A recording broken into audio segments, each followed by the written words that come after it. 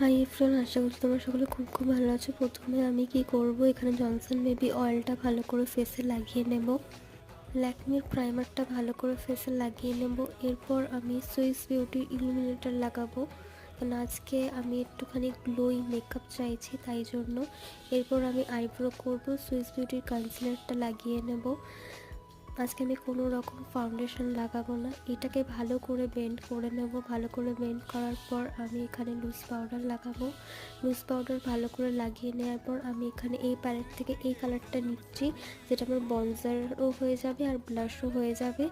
এরপর আমি এখানে একটুখানি হাইলাইটার লাগাবো।